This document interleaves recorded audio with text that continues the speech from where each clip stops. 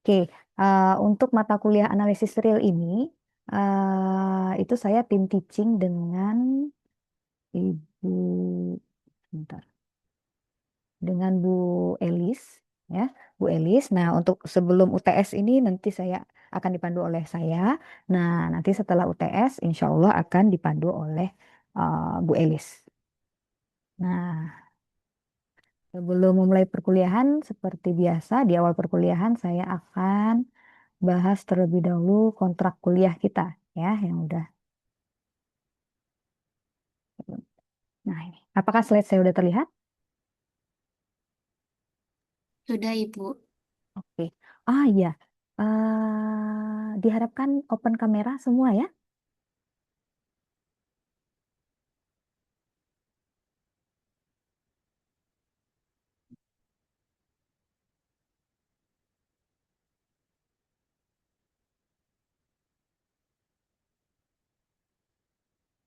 Oke. Nah, ini untuk dosen pengampunya itu adalah saya bersama Bu Elis. Nah, kemudian,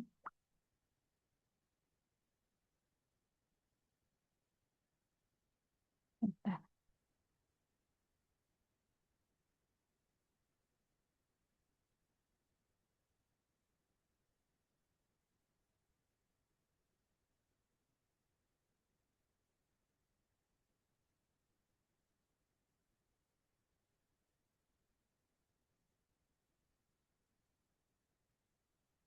Oke.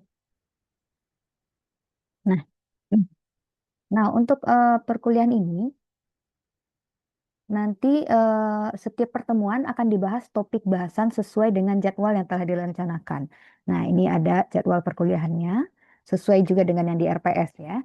Nah, untuk referensi kita pada mata kuliah ini, kita referensi utamanya itu adalah buku Introduction to Real Analysis edisi keempat. Nah, bukunya Robert Bartle. Ini ya. Nah, udah punya buku ini? Belum ya, nanti saya punya softnya. Kemudian untuk metode pembelajarannya itu direct instruction dan juga project based learning. Nanti ada tugas projectnya. Kemudian untuk kehadiran itu harus lebih dari 80% ya. Nah, maksimal eh, tidak hadirnya itu maksimal hanya 20%. Nggak boleh lebih dari 20%. Kita kuliah itu berapa kali pertemuan? 14 kali kan ya? Nah, 14 kali 20% berarti 2,8. Berarti cuma boleh 2 kali nggak hadir, ya.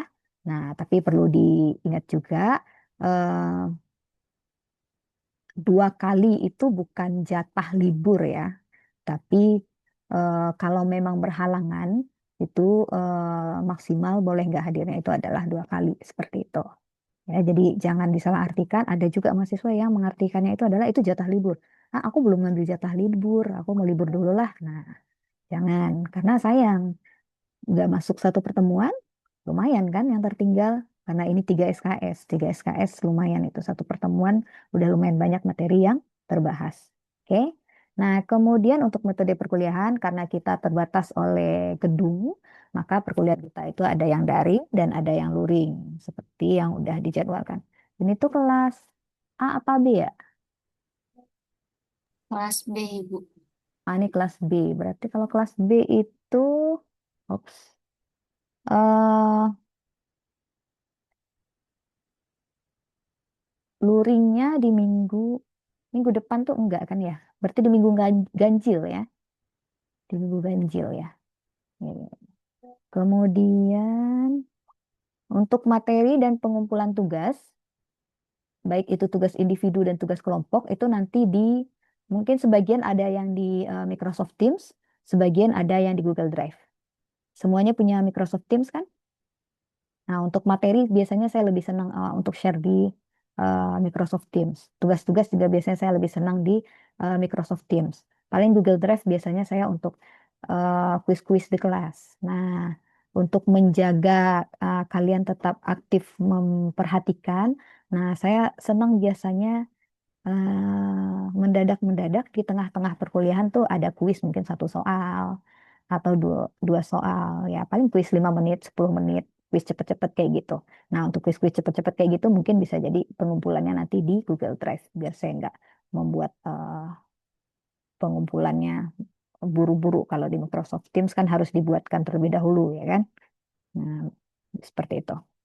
Kemudian ada macam ini. Nih. Kemudian, nah, untuk jadwal perkuliahannya, untuk materinya, nah, ini materi-materi kita. Di pertemuan pertama, nanti kita akan membahas tentang himpunan sekarang hari ini, kemudian operasi pada himpunan, dan juga sifat-sifatnya. Nah, kemudian di pertemuan kedua, nanti kita akan membahas tentang fungsi, operasi, dan fungsi komposisi, kemudian fungsi-fungsi khusus dan sifat-sifatnya, yaitu bab 1.1 kalau di buku Bartol tersebut. Ini juga pertemuan pertama ini bab 1.1 ya, subbab 1.1. Kemudian di pertemuan ketiga itu diharapkan kita selesai membahas tentang induksi matematika. Di pertemuan keempat diharapkan kita selesai membahas tentang himpunan hingga, himpunan kontabel, dan himpunan tak hingga, dan seterusnya. Nanti bisa dibaca ya. Ini apa dia begitu.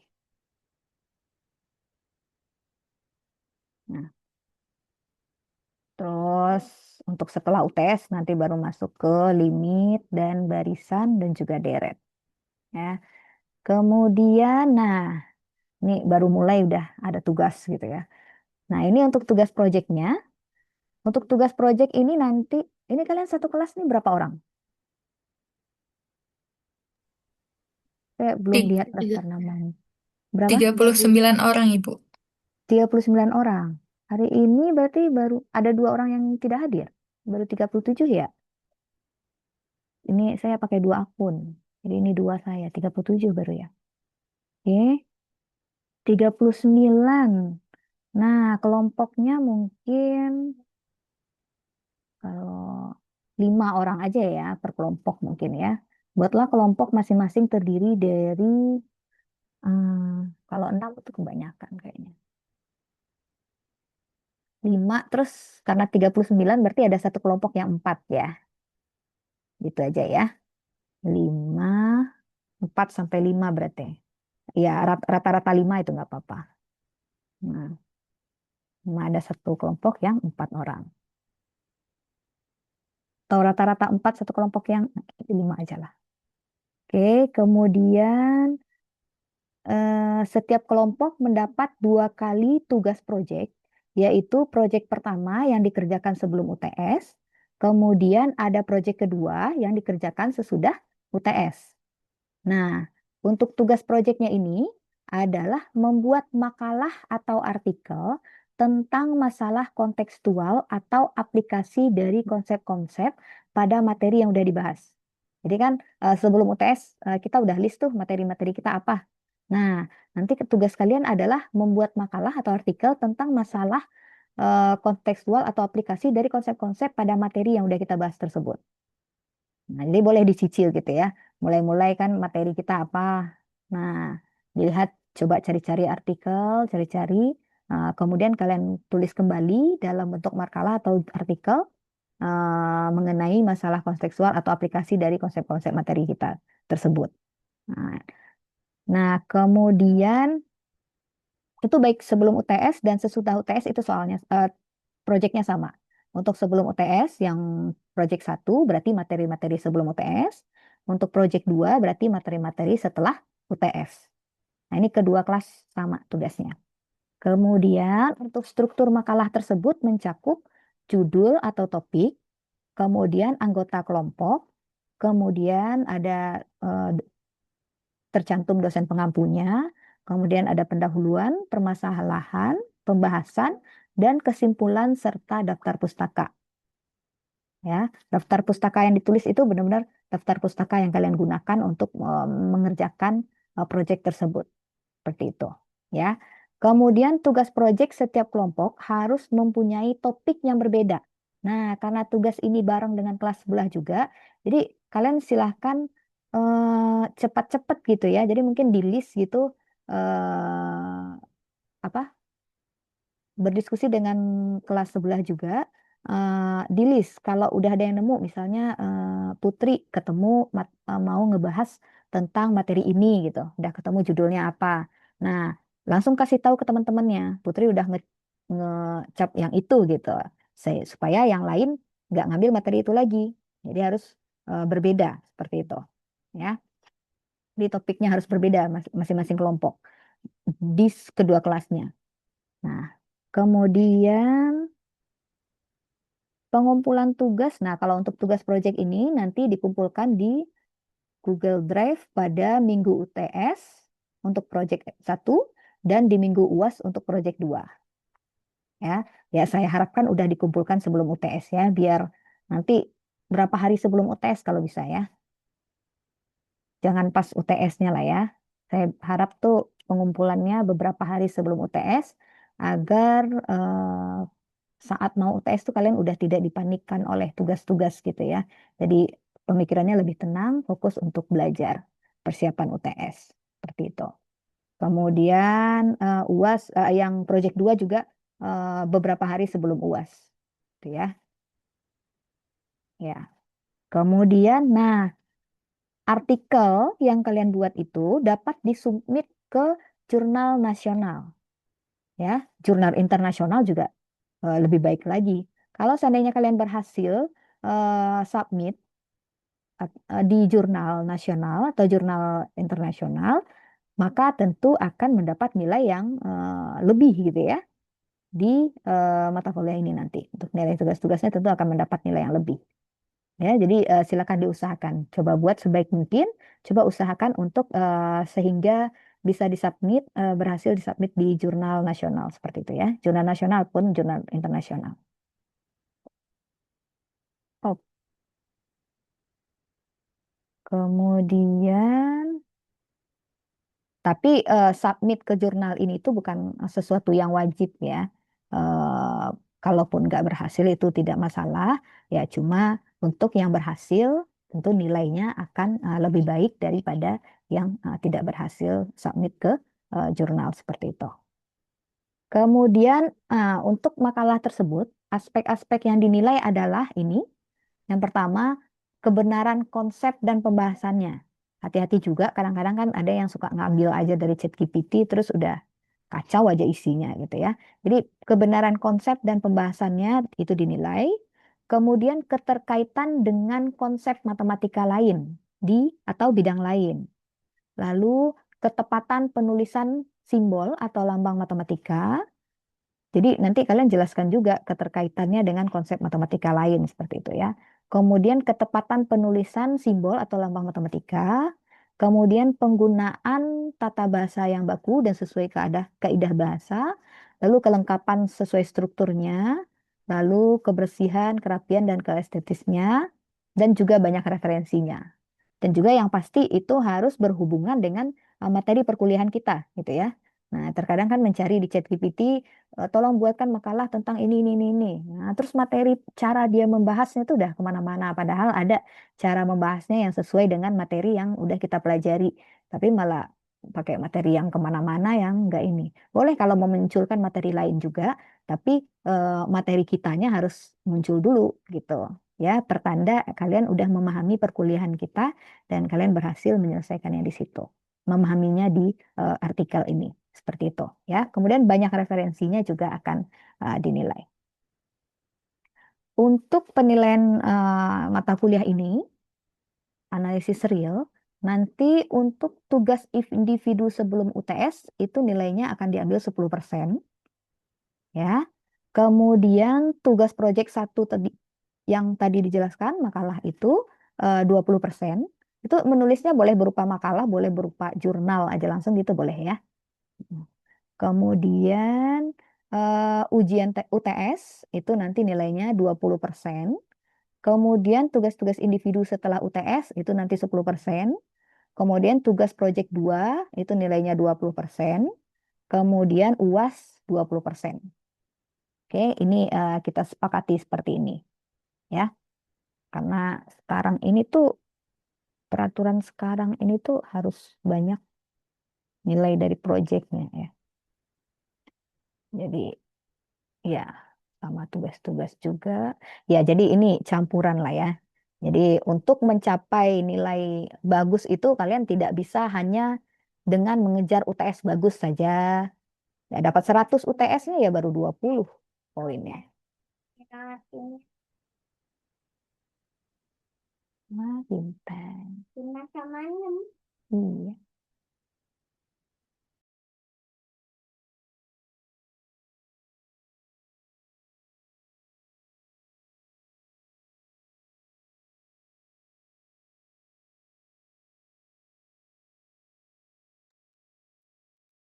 Oke, kemudian apa namanya tugas-tugas individu juga tidak bisa diabaikan. Walaupun seperti itu sebelum UTS ini ada 10% gitu kan. Sedangkan untuk mencapai UTS nilainya 100 itu kan tidak mudah juga ya. Mencapai nilai UAS 100 juga tidak mudah ya. Jadi kalau ingin mencapai nilai A tetap semuanya harus dikerjakan semaksimal mungkin. Seperti itu ya. Tidak ada yang boleh diabaikan. Oke, nah itu saja peraturan tentang perkuliahan kita. Ah ya, eh perkuliahan kita kan ada daring, ada luring gitu ya. Nah, untuk perkuliahan yang luring, nah diharapkan kalian mungkin selalu menyediakan kertas-kertas, boleh kertas-kertas kecil atau kertas selembar-selembar. Nah, itu untuk kuis-kuis dadakan. Saya senang memberikan kuis dadakan di pertengahan perkuliahan. Ya, bisa di awal, bisa di pertengahan, bisa di akhir gitu ya. Jadi suka-suka saya seperti itu. Nah, jadi diharapkan setiap pertemuannya kalian punya kertas gitu ya, ada kertas. Nah, kemudian ya soal keterlambatan dan lain-lain seperti itu dimaksimalkan untuk tidak terlambat lah ya. Kalau di RPS itu aturannya terlambat itu bolehnya berapa ya? 10 menit kalau saya nggak salah. 10 menit. Oh iya, kan harus memperlihatkan RPS ya sebentar. Saya ganti share screen-nya dulu.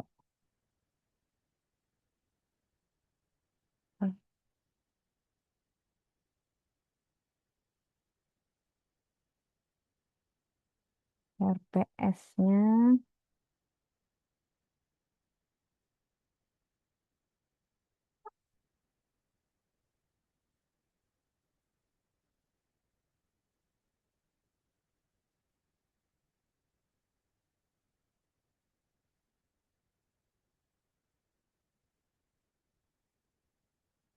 Nah, ya RPS-nya sebenarnya tadi udah terangkum juga ya di slide yang tadi itu.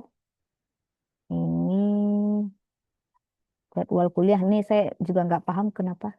Loh, apa sih? Iya benar. Kenapa jadwalnya muncul di sini ini itu otomatis?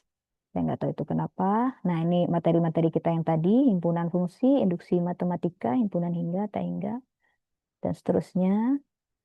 Ini tentang penilaian tadi. Nah kalau ini kalian udah tahu lah ya. Nah ini tata tertib perkuliahan nih kan. Hadir perkuliahan tatap muka minimal 80% dari jumlah pertemuan ideal. Kemudian, nah hati-hati juga dengan keterlambatan penyerahan tugas. Nah, kemudian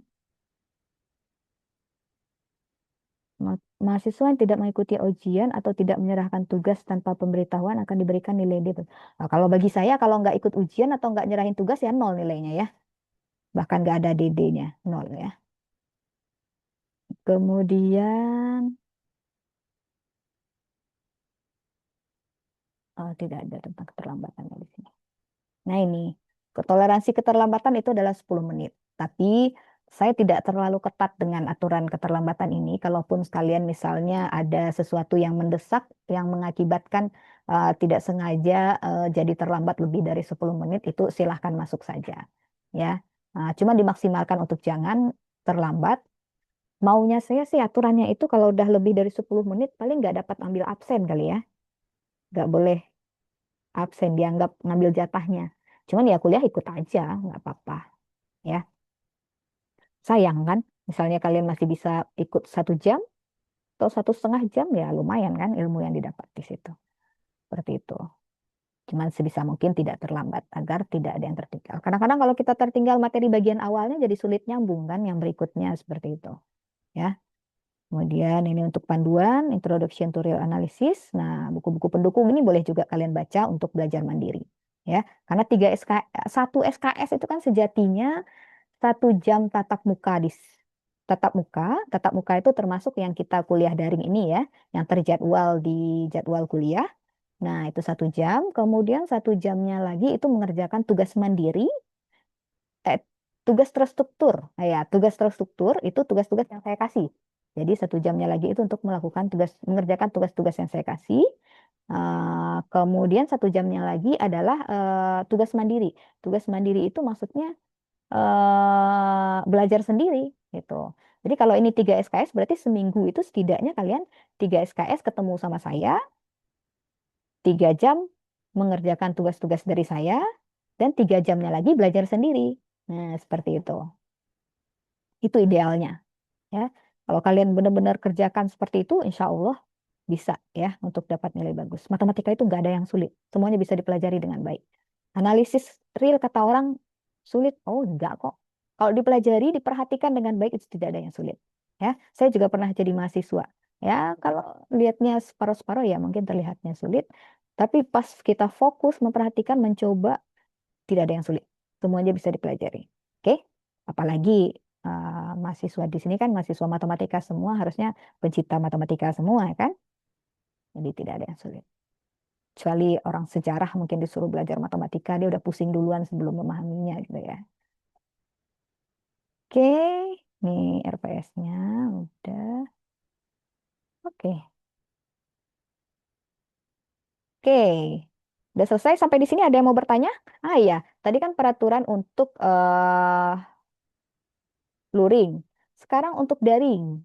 Nah, selama kuliah dengan saya, kalau kuliahnya daring, kalian tetap harus selalu siap dengan alat tulis. Ya, harus selalu siap dengan alat tulis. Karena apa? Ya, seperti yang saya bilang tadi, saya senang dadak-dadakan kuis. Dan itu waktunya biasanya sebentar-sebentar. Mungkin cuma 5 menit atau cuma 10 menit gitu. Kalau kalian tidak sedia dengan alat tulis, nah takutnya nanti malah waktunya habis untuk cari-cari alat tulis terlebih dahulu seperti itu. Ya. Nah, dan walaupun kuliah kita daring, saya harap semuanya tetap memperhatikan ya. Tapi kalau memang kalian tidak memperhatikan dan tetap bisa paham dengan belajar sendiri, ya saya juga nggak masalah sih. Misalnya kalian nggak memperhatikan, tapi ternyata bisa mengerjakan segala tugas dan bisa menyelesaikan soal ujian yang saya kasih, wah itu nggak apa-apa, nggak masalah. Tapi kalau seandainya tidak memperhatikan dan ternyata tidak bisa juga, nah saya kurang suka nih membantu yang seperti itu. Ya, tapi kalau kalian selalu memperhatikan, selalu berusaha aktif, selalu berusaha mengerjakan semuanya, dan ternyata ya memang mungkin terkendala apa masih kurang bagus di nilainya, ya mungkin ada tambahan ya. Dengan keaktifan kalian tadi ada tambahan nilai, ya, ada tambahan nilai dari partisipasi kalian. Itu akan saya masukkan ke tugas tadi. Ya, saya akan tambahkan ke nilai tugas tadi. Jadi nilai tugas yang tadi project sama sama tugas yang 10% itu, nah itu tidak murni dari tugas-tugas mandiri dan tugas project saja. Saya akan tambahkan nilai keaktifan di sana. Kecuali UTS UAS ya. Kalau UTS UAS itu saya murni. Jadi yang 20% UTS UAS itu nggak bisa diganggu gugat gitu. Ya. Oke, nah satu lagi kuliah daring, saya harapkan semuanya open kamera. Ya. Jadi tidak ada yang kuliahnya sambil sambil lagi di kereta, nggak ada yang kuliahnya sambil sambil lagi ngapa-ngapain gitu ya. Jadi walaupun kuliahnya daring, tetap harus fokus seperti itu, ya. Dan namanya daring terkadang memang ada terkendala dengan internet atau sesuatu. Nah, itu boleh minta izin untuk tidak buka kamera, gitu ya. Seperti itu. Oke, sampai di sini ada yang mau bertanya? Aduh,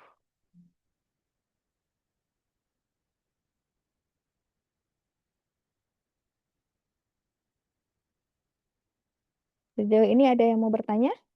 Ibu maaf, Ya. Tadi pas luring keterlambatan 10 menit ya, Bu, toleransinya. Iya, benar. Boleh dinego jadi 15 menit gak, Bu? Ya, nggak mepet banget. Oh, oke, boleh, boleh. Kita sepakati ya 15 menit ya. Oke, terima kasih, Bu. Oke. Tapi kan toleransi keterlambatan 15 menit.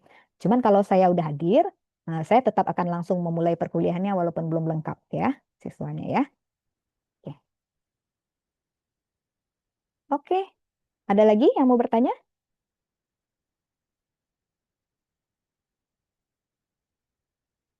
Oke, jika tidak, maka kita akan masuk ke materi perkuliahan.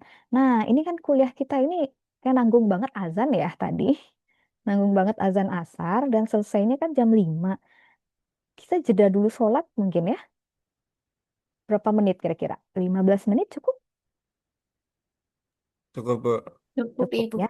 Oke, kita jeda sholat asar dulu 15 menit. Berarti nanti harusnya kan kita selesai jam 17. Berarti kita nanti selesainya jadi 17.15 gitu ya. Atau kalau kalian mau sampai 17.20 juga nggak apa-apa. Kayak saya tadi telat berapa menit ya. Oke, udah.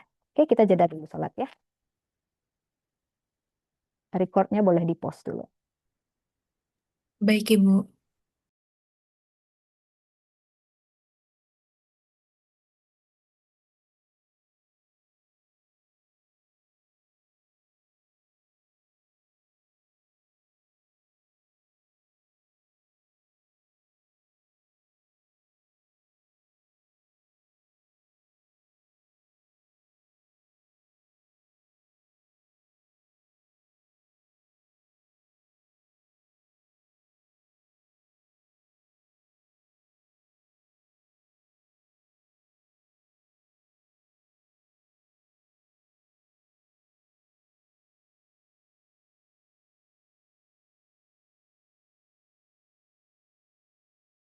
Oke, kita mulai perkuliahannya ya. Apakah suara saya sudah terdengar jelas? Sudah, Ibu. Oke. Ah iya. Selama perkuliahan berlangsung, kalau seandainya suara saya tiba-tiba nggak jelas, itu boleh diinformasikan. Dan kalau seandainya di pertengahan perkuliahan ada yang kalian kurang paham, itu boleh langsung instruksi aja. Jadi nggak perlu menunggu saya selesai berbicara, ya. Jadi kalau ada yang bingung, langsung tanya aja. Saya welcome dengan pertanyaan-pertanyaan kalian tentang materi perkuliahan, ya. Jadi tidak usah dipendam kalau ada yang kurang paham. Oke, oke. Saya kebetulan belum mempersiapkan slide perkuliahan, jadi saya coret-coret aja di sini ya. Oke, kita masuk ke materi pertama yaitu tentang himpunan.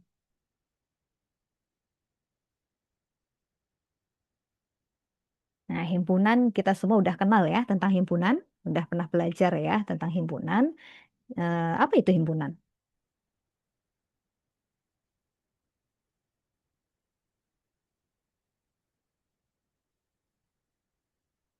Ayo, apa itu himpunan?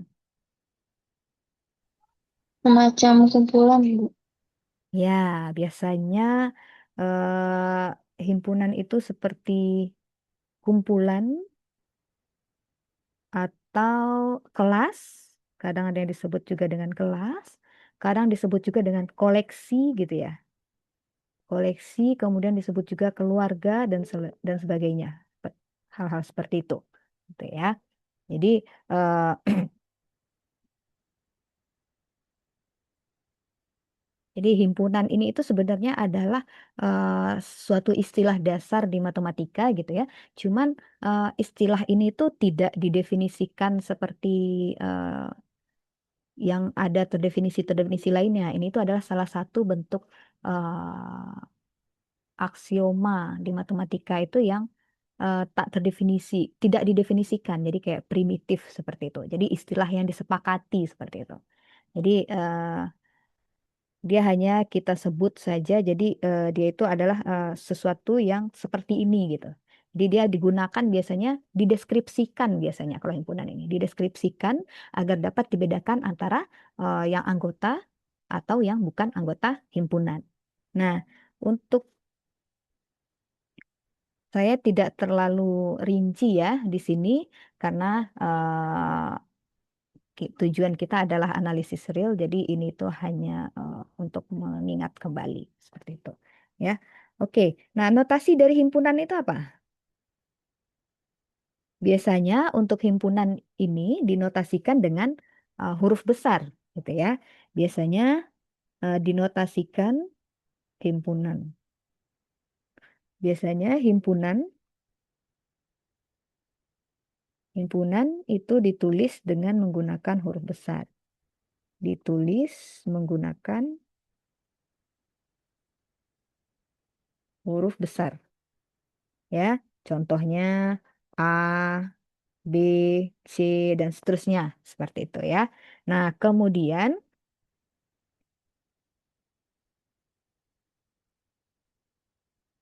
biasanya ada himpunan yang lebih besar lagi yang mencakup semua pembicaraan tersebut, gitu ya. Apa namanya? Itu disebut sebagai himpunan semesta. Ya, ada kenal dengan istilah itu? Nah, jadi biasanya ada lagi istilahnya himpunan yang lebih besar lagi gitu ya. Himpunan besar yang mencakup semua semua hal yang dibicarakan di sana gitu ya. Semua semua pembicaraannya eh, dan itu disebut himpunan semesta.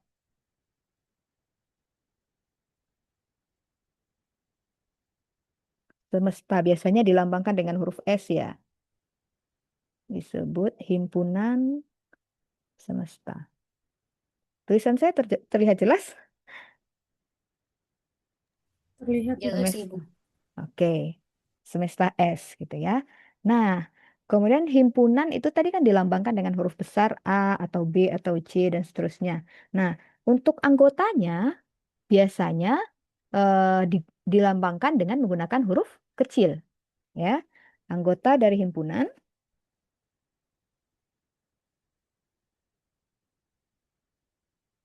anggota dari himpunan.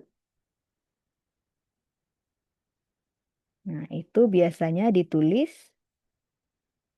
menggunakan huruf kecil. Contohnya A, B, C, dan seterusnya ya. Itu tidak selalu seperti itu.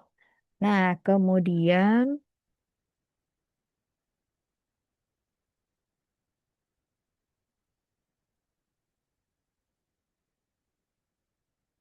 misalnya kita punya semesta.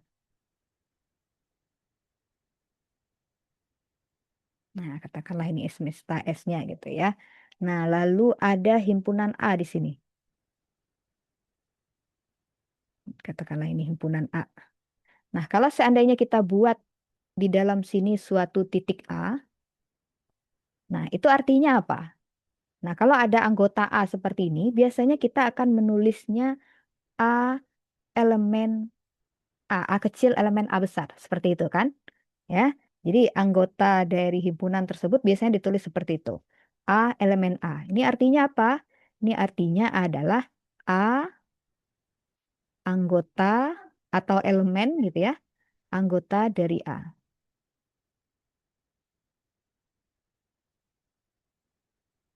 Oke. Nah, kalau seandainya kita buat di sini, misalnya ada titik di sini, katakanlah ini lambangnya X gitu. Ini X. Nah, kalau ada X di sini, nah tentu saja ini masih anggotanya si semesta ya. Jadi masih hal yang dibicarakan, cuma dia tidak ada di A, di himpunan A gitu ya. Itu masih hal yang dibicarakan, tetapi dia bukan anggota A. Nah, kalau yang seperti itu ditulisnya seperti apa? Berarti ditulisnya X bukan elemen A. Seperti itu ya. Nah, walaupun X-nya masih elemen S, tapi X-nya tidak elemen A. Nah, ini artinya adalah X bukan anggota A. Seperti itu. Nah, jadi untuk himpunan A tersebut dan unsur X itu terdapat dua kemungkinan. Apa aja kemungkinannya? X-nya itu di A atau X-nya nggak di A, ya kan? Jadi kalau seandainya kita punya sebuah himpunan A dan kemudian sebuah unsur X, nah kemungkinannya hanya dua, yaitu X-nya di A atau X-nya tidak di A. Nggak ada kemungkinan lain, gitu ya. Di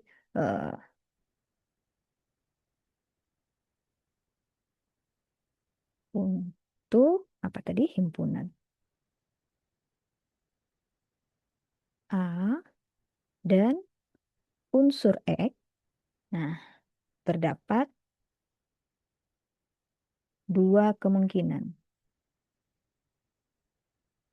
yaitu eh, X elemen A atau X bukan elemen A. Gitu ya.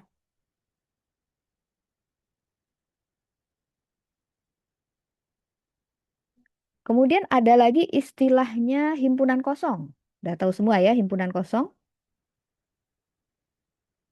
Himpunan kosong. Nah, himpunan kosong itu biasanya dilambangkan seperti apa? Seperti ini kan ya? Nah, ada lagi istilahnya himpunan kosong. Nah, himpunan kosong ini apa? Himpunan kosong ini didefinisikan sebagai himpunan yang tidak mempunyai unsur. Ya, yaitu himpunan, dia himpunan tapi nggak ada anggotanya. Gitu ya. Himpunan yang tidak mempunyai unsur dan telah disepakati oleh ilmuwan-ilmuwan sebelumnya kalau lambangnya itu adalah seperti ini, gitu ya. Itu adalah himpunan yang tidak mempunyai unsur. Nah, kemudian ada beberapa lambang-lambang himpunan.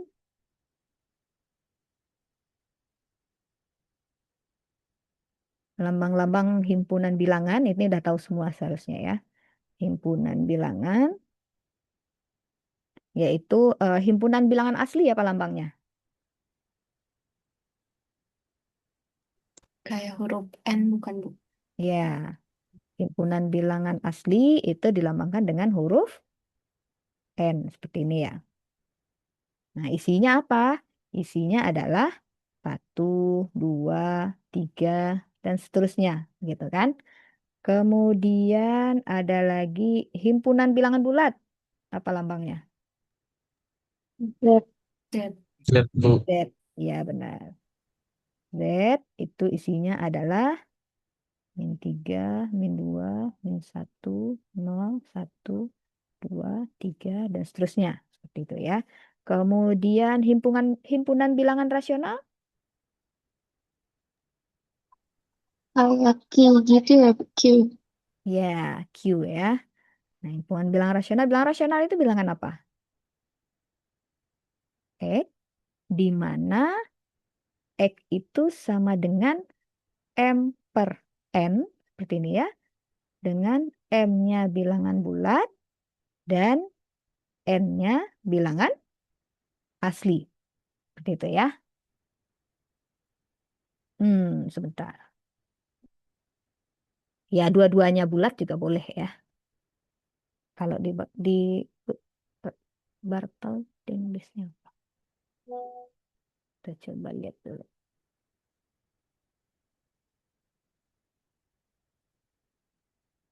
Oh, ini kayak gini aja ya. Biar sama dengan definisi yang di Bartel ya.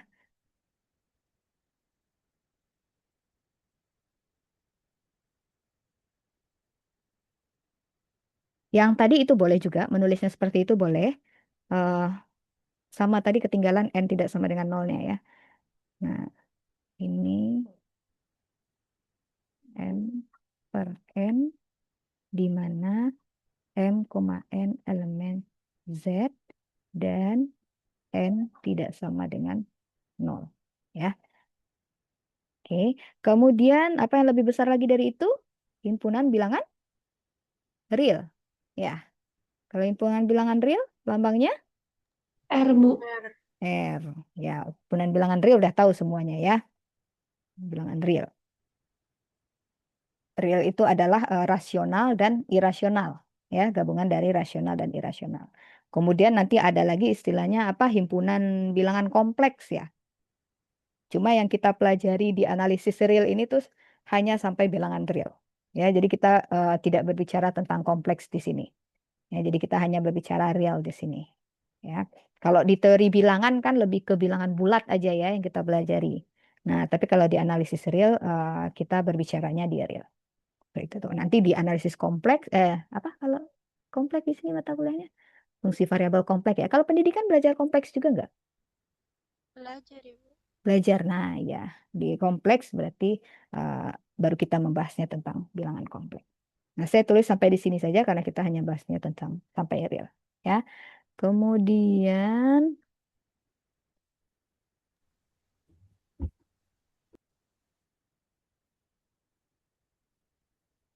nah sekarang kita akan lihat oh,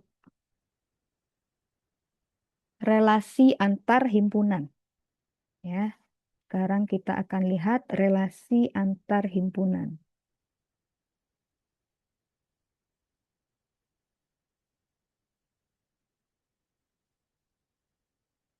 Nah, ada istilahnya apa tuh? Himpunan bagian.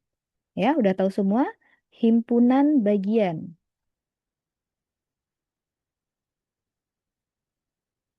Nah, himpunan bagian atau istilahnya lain adalah subhimpunan. Nah, biasanya dilambangkannya seperti apa? Misalnya contohnya adalah subset kayak gitu ya. Misalnya A subset B. Jadi kalau eh, A himpunan bagian dari B itu ditulis, mungkin saya nulisnya A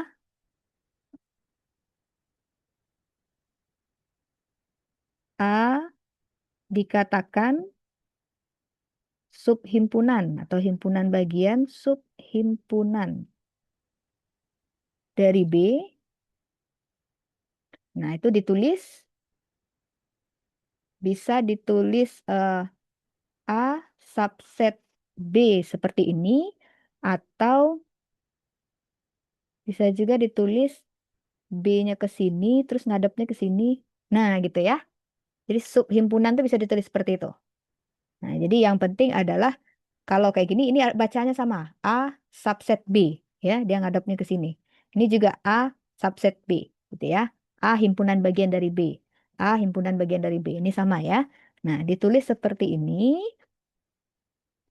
A dikatakan subhimpunan dari ini, ditulis ini. Jika, jika apa? Jika setiap unsur di A,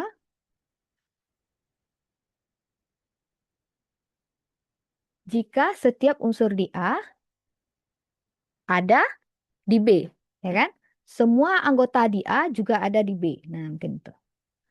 Semua anggota, jika semua anggota di A ada di B. Seperti itu ya. Dalam lambang matematika kita nulisnya seperti apa? Jadi di sini itu dalam lambang matematika kita nulisnya gimana? A dikatakan subset dari B jika untuk setiap X elemen A berlaku jika X elemen A, maka X juga elemen B. Nah, seperti itu. Ya, dan ini tuh adalah definisi. Nah, karena ini definisi, maka jika di sini berarti jika dan hanya jika, ya. Bedakan nanti defini definisi, teorema, bedakan, ya. Udah tahu belum? Kalau seandainya di teorema, misalnya kita mengatakan eh, jika A begini-begini, maka begini-begini-begini. Misalnya apa ya? Jika A sama dengan 5, maka B sama dengan 7 misalnya. Nah, itu artinya apa? Kalau seandainya A 5, maka B-nya harus 7. Tapi kalau B-nya 7, belum tentu A-nya 5. Seperti itu ya. Sebaliknya belum tentu. Tapi kalau di definisi, jika itu berarti jika dan hanya jika. Ya, jadi seperti ini A subset B jika untuk setiap ini berlaku seperti ini. Nah, itu artinya kalau seandainya kita ketemu seperti ini, misalnya kita ketemu kalimat untuk setiap X elemen A berlaku ini, maka ini juga berlaku seperti itu. Ya, jadi hubungan ini itu timbal balik. Jadi setiap membaca definisi, jikanya di situ itu berhubungan timbal balik seperti itu. Ya, tapi kalau di teorema jikanya itu ya jika saja. Seperti itu. Kemudian ini tentang himpunan bagian atau subhimpunan. Nah, bagaimana dengan negasi dari subhimpunan ini, dari himpunan bagian? Sub,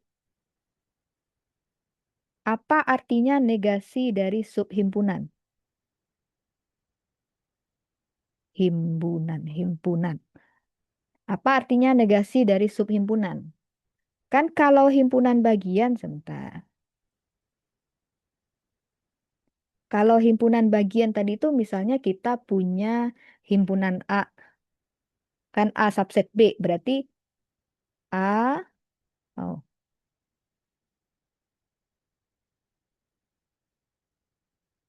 A, kemudian ada lagi B. Nah, ini artinya adalah, katakanlah ini A, kemudian ini B. Nah, kalau kita melihat seperti ini artinya adalah A subset dari B, gitu ya. Jadi A-nya itu berada di dalam B, seperti itu ya. Semua anggota di A ada di B, gitu ya.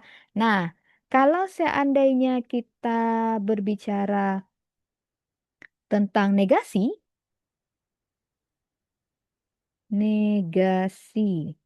dari subhimpunan, negasi subhimpunan.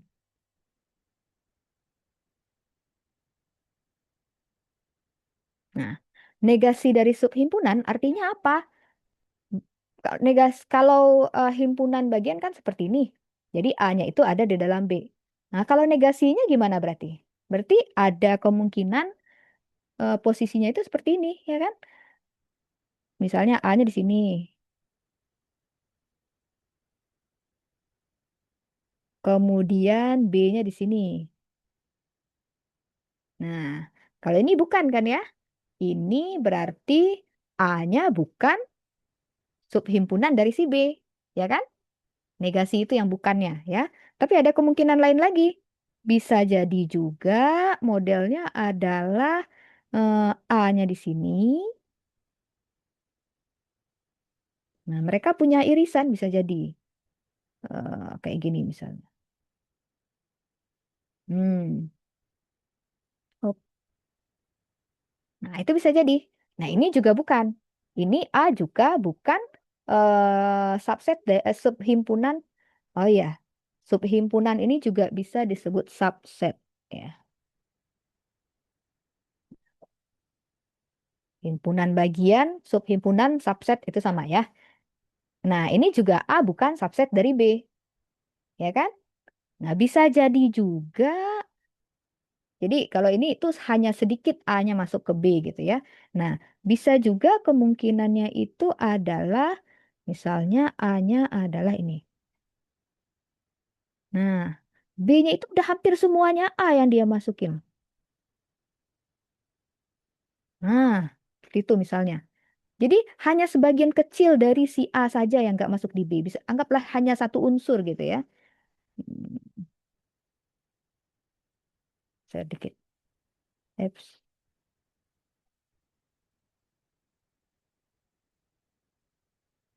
Oke, ini maksudnya saya mau ngomong hanya ada satu saja di sini.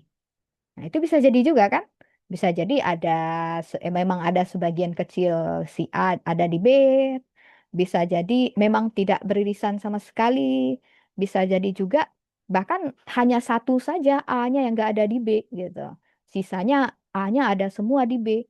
Nah, itu pun juga kita katakan bahwa dia tidak subset gitu ya, tidak subhimpunan. Nah, dengan begitu berarti A tidak subhimpunan B itu artinya apa? Kalau tidak negasi dari itu tidak subhimpunan berarti lambangnya gimana? Kayak gini ya. Kayak gini kan biasanya. Nah, ini itu artinya apa? Kapan suatu himpunan itu dikatakan bukan himpunan bagian dari himpunan yang lainnya? Kan kalau seandainya himpunan, tadi kita bilangnya kayak gini ya kan? A subset dari B jika untuk setiap X di A berlaku jika X-nya di A, maka pasti X-nya di B. Jadi artinya semua anggota di A ada di B gitu kan? Semuanya. Jadi dalam bahasa matematika kita tulis seperti ini. Nah, untuk yang bukan ini gimana nulis bahasa matematikanya? Artinya apa? Berarti setidaknya ada satu X yang merupakan anggota A, tapi X itu bukan anggota B. Ya, betul. Siapa namanya? Agnia ya. Iya. Hmm. Pak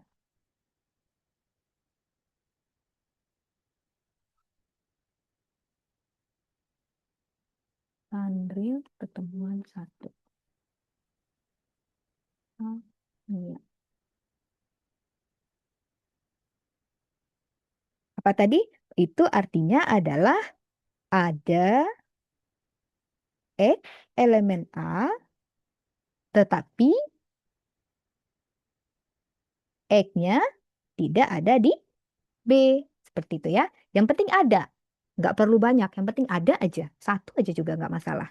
Asalkan ada X di A yang tidak ada di B, maka A gagal menjadi subhimpunan si B. Seperti itu ya. Oke, udah paham tentang negasi subhimpunan. Kemudian ada, dalam ini kan dalam bahasa Indonesia kita nulisnya seperti itu. Dalam bahasa matematika kita nulisnya gimana? Terdapat, Beberapa X. ya, terdapat X elemen A sedemikian sehingga X-nya tidak di B. Ada yang nulisnya begini, ada juga nulisnya terdapat X elemen A dan X-nya juga bukan di B. Jadi X-nya itu di A, tapi dia tidak di B. Nah, itu sama artinya ya. Ini bukan dua-duanya harus berlaku, tapi ini hal yang sama ya. Ini sama.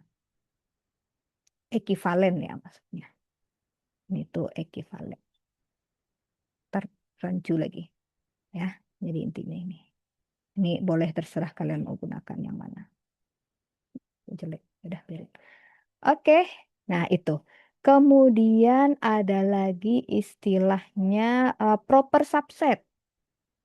Proper subset.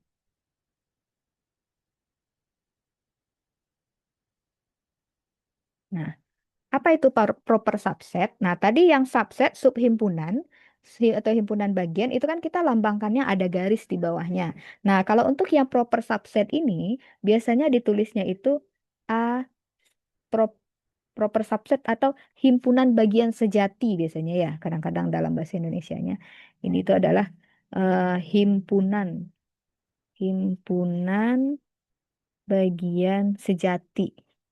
Nah, apa bedanya yang ada garisnya tadi dengan yang nggak ada garisnya?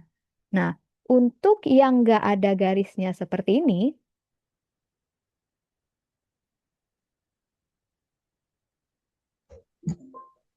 Bedanya kalau yang tadi ada garis di bawah tuh harus semuanya ada di, maksudnya A harus ada di B, dan kalau ini paling sedikit.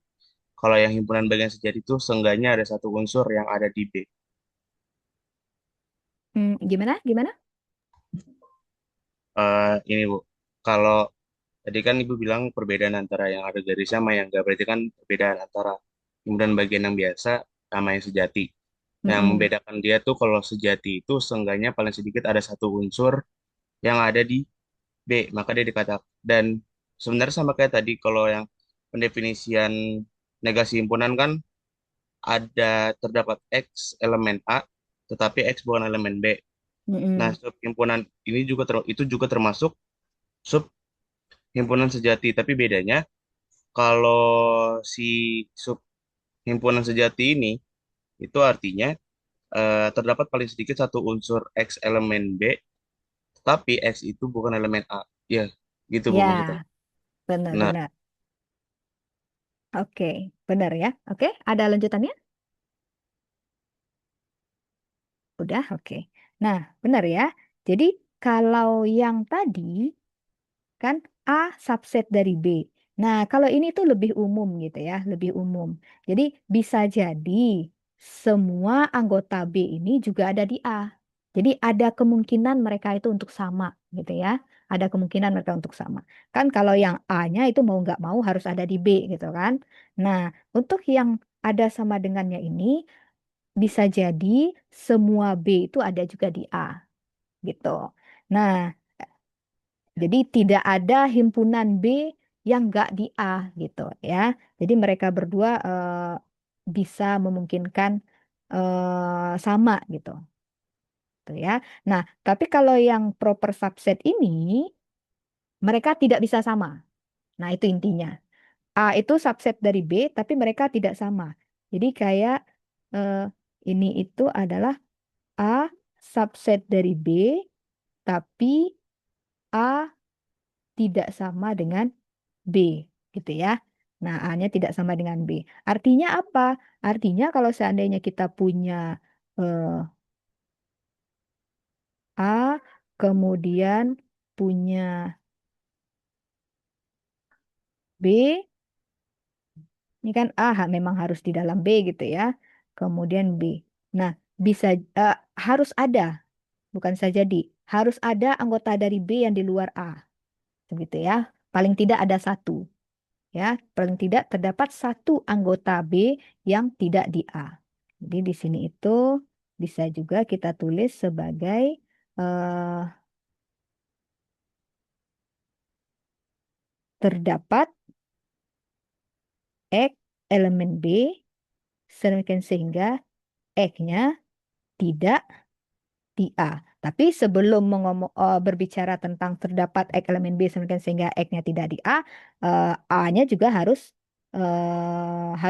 terpenuhi dulu, A-nya harus subset dari B gitu ya. Berarti kita bilangnya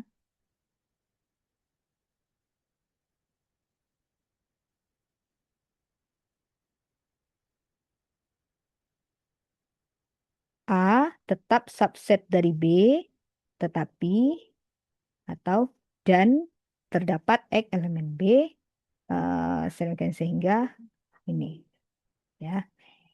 Nah, ini yang dimaksud dengan eh, proper subset. Oke, tadi siapa yang jawab tadi? Dayat Bu. Siapa ya tadi namanya ya?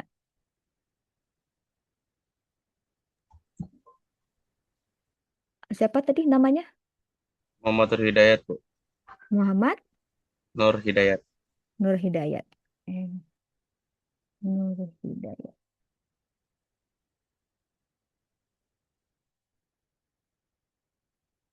Oke, tentang proper subset udah.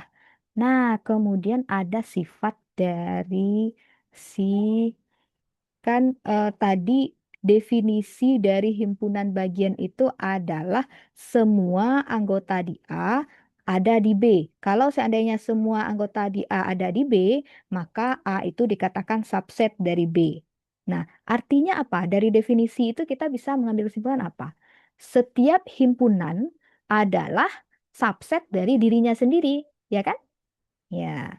Nah, jadi di sini kita bisa menuliskan eh, setiap himpunan adalah adalah subset atau himpunan bagian dari dirinya sendiri.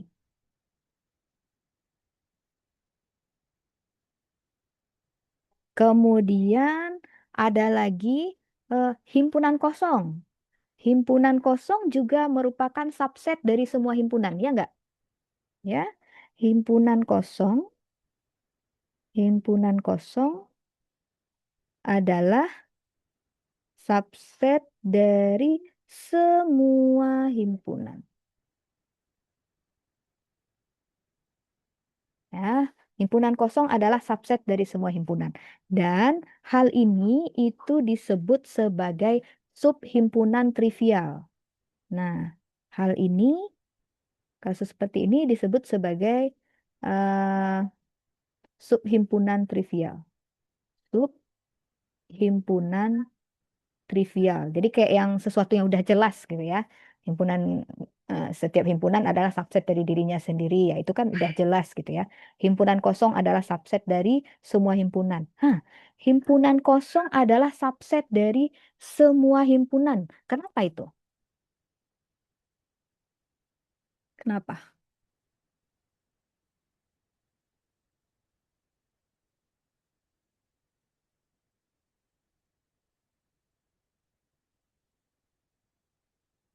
Ini kenapa? Kenapa himpunan kosong itu dikatakan himpunan bagian dari si B? Si semua himpunan. Katakanlah kita punya himpunan B. Himpunan B apapun, himpunan kosong pasti subset dari si B. Kenapa?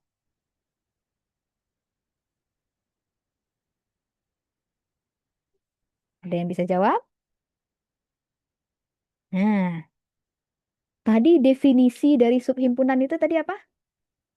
Tadi kita punya definisi dari subhimpunan adalah A subset B, artinya adalah untuk setiap X elemen A berlaku jika X elemen A berlaku X juga elemen B gitu ya. Atau ini setiapnya tidak perlu saya tulis lah ya. Kan jika itu udah berlaku semuanya maksudnya ya. Jika X elemen A, maka X elemen B gitu ya. Dan itu harus berlaku untuk semua X di A gitu ya. Nah, A subset dari B artinya kan itu. Nah, kita coba kalau di sini berarti kita nulisnya gimana?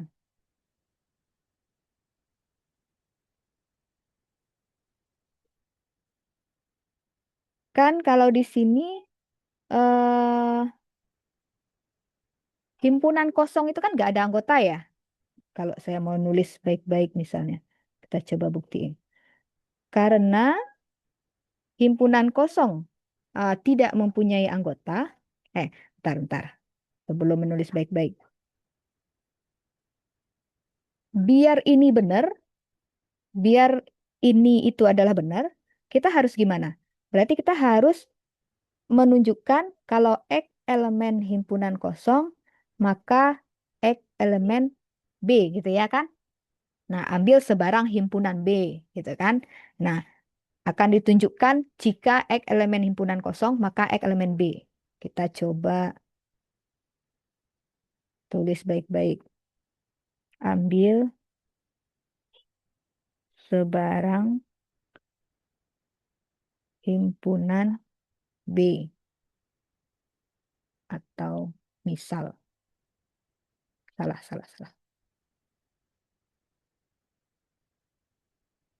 Misal B adalah himpunan, sebarang himpunan.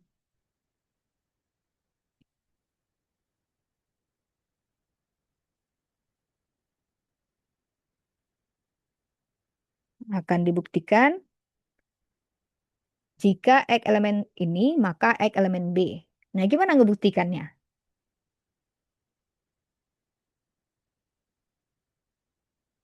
Kenapa kira-kira ini benar dalam kasus himpunan kosong? Ini. ADB ini akan dibuktikan ya. Itu bukan istilah formal, tapi itu kesepakatan kita aja ya. Jadi kalau kuliah sama saya boleh nulis ADB. Kalau kuliah sama dosen lain ya, kalau memang dosennya menyepakati nggak apa-apa. Tapi itu bukan secara umum. Nulis makalah, nulis artikel nggak boleh nulis ADB ya, karena itu bukan kesepakatan secara umum.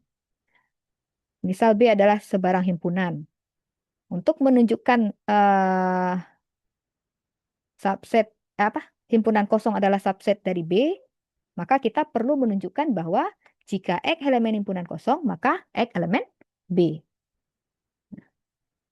Kenapa ini benar? Ini pasti benar. ini pasti benar.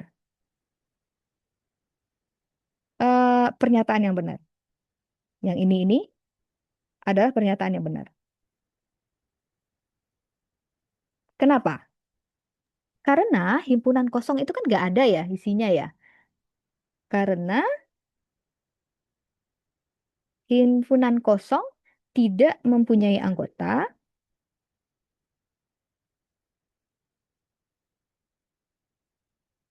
maka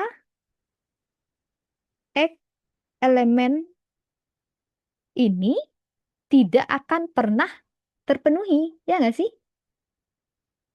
Ya kan? Maka X elemen himpunan kosong selalu salah. Ya kan? Nah, ingat jika maka itu masih ingat logika kalian udah belajar kan? Udah. Kan kalau kita punya himpunan biasanya itu true, false. Mungkin saya nulisnya biasanya itu kan nulisnya A, B, kemudian A maka B. True, true, false, false. True, false, true, false. Kayak gini kan ya? Nah, jika maka itu bernilai salah hanya jika eh, hanya saat ini, ya kan? Saat A-nya true, B-nya false, ya kan? Mereka hanya salah ketika begini, ya kan? True, false, false. Nah, dia salahnya hanya saat ini. Selain dari itu dia benar kan? Ini benar, ini benar, ini benar, ya kan? Nah, ini aturan dari jika maka. Nah, di sini si jikanya, si jikanya ini selalu salah. Karena si jikanya selalu salah, berarti kan yang ini mereka kan? Ya, mau benar pun yang ininya, mau nggak benar pun yang ininya, tetap saja pernyataan ini jadi benar, ya kan? Nah, akibatnya pernyataan ini jadi ini tuh seperti kita tidak bisa mengatakan bahwa ini itu salah. Nah, kalau kita tidak bisa mengatakan ini salah, maka kita harus terima kenyataan bahwa si himpunan kosong itu adalah subset dari B. Nah, jadi di matematika itu eh, kalau seandainya ada pernyataan, kita bisa mengatakan itu salah kalau setidaknya kita punya satu saja contoh penyangkal yang membuat pernyataan itu jadi salah, ya kan? Nah, tapi kalau kita nggak bisa menemukan contoh penyangkalnya, maka ya terima, gitu ya. Tuh, ya tapi kita sebagai orang matematika nggak boleh juga main terima ya. Kalau terima-terima yang udah berlaku itu harusnya bisa dibuktikan seperti itu ya. Nah, kalau di sini pernyataan karena ini tidak mempunyai anggota, maka ini selalu salah. Nah, akibatnya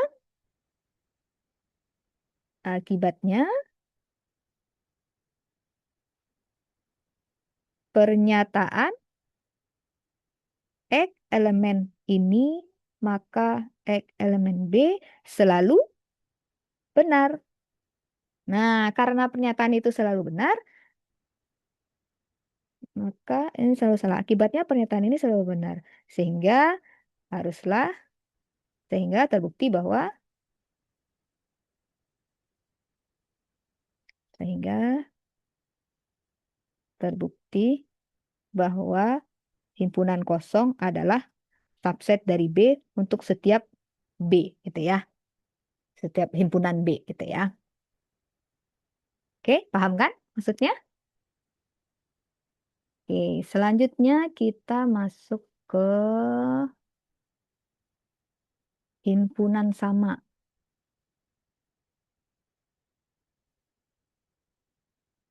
Kalau ada yang mau bertanya boleh langsung aja ya.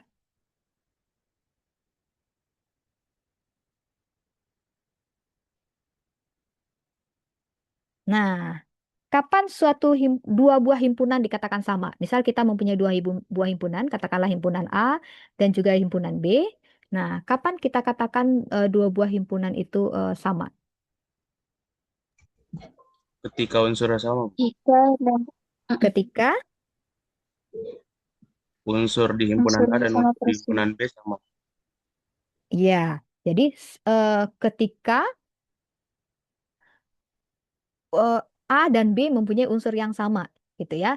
Semua himpunan anggota di A harus ada di B, dan semua anggota di B juga harus ada di A, ya kan? Nah, jadi himpunan sama itu A dikatakan sama dengan B. Ini saya tidak menuliskan kata himpunan. Ini A besar, B besar itu maksudnya himpunan di sini ya. Himpunan A dikatakan sama dengan himpunan B. Mungkin kalau mau lengkap nulisnya. Himpunan A dikatakan sama dengan himpunan B jika A dan B mempunyai unsur dan sama. A dan B mempunyai unsur yang sama. Atau dengan kata lain boleh juga ditulis, atau dengan kata lain, semua anggota A ada di B dan semua anggota B ada di A. Ya.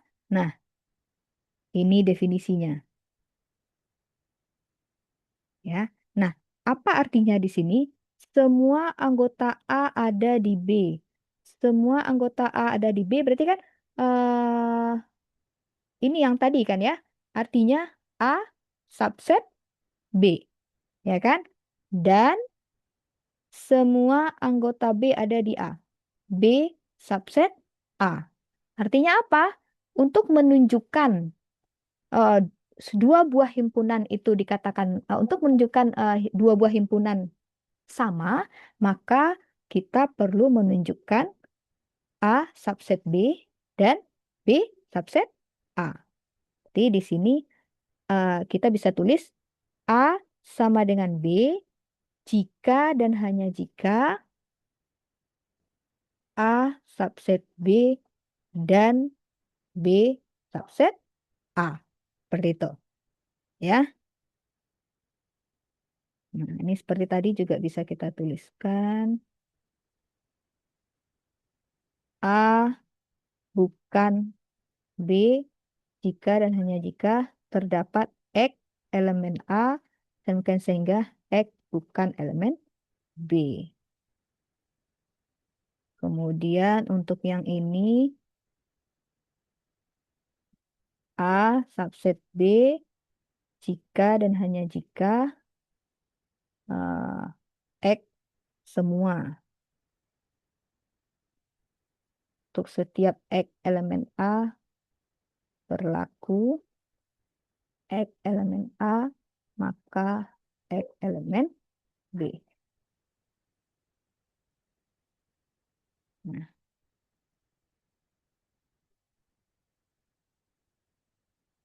Nah, seperti itu ya. Itu himpunan dikatakan sama. Oke, kemudian kita lanjut ke operasi. Operasi pada himpunan. Gabungan, irisan, selisih gitu ya. Nah,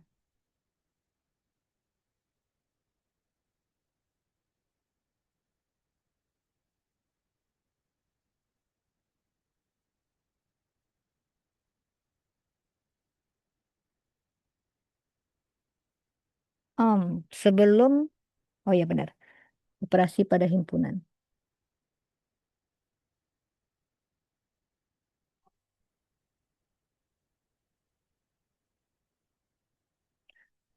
Operasi pada himpunan itu pertama ada istilahnya operasi gabungan, ya. Operasi gabungan. Tahu kan ya lambangnya? Gabungan himpunan A dan B itu ditulis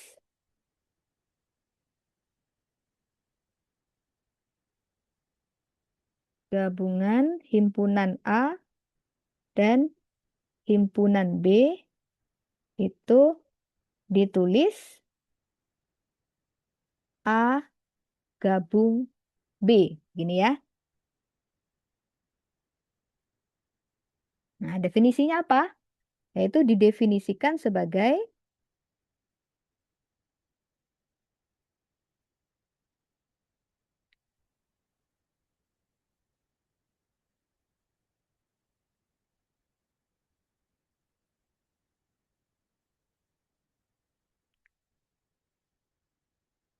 A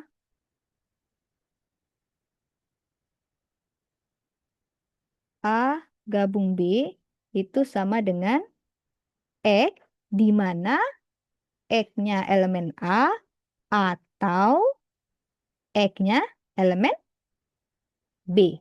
Gitu ya. Kalau kita gambarkan, misalnya kita punya semesta ini. Nah, jadi ada himpunan A dan ada himpunan B. Baik dia beririsan maupun tidak beririsan gitu ya. Nah, yang gabungan itu adalah semuanya. Jadi yang jadi gabungannya mereka itu adalah semuanya. Nah, ini adalah A gabung B ya.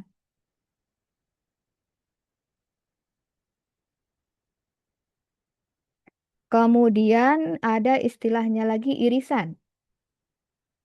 Operasi gabungan, operasi irisan. Irisan. Nah, kalau irisan lambangnya apa? Kayak gini kan ya? Nah, jadi gabungan irisan himpunan. Saya nggak usah tulis lah ya kalimatnya. Jadi A iris B itu kira-kira kita buat seperti ini.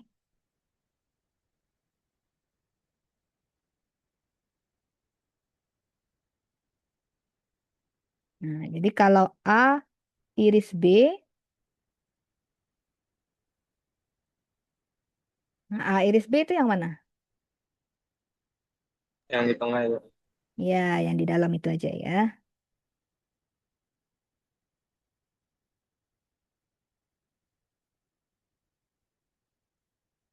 Jadi kepotong. Nah, A iris B adalah yang di sini.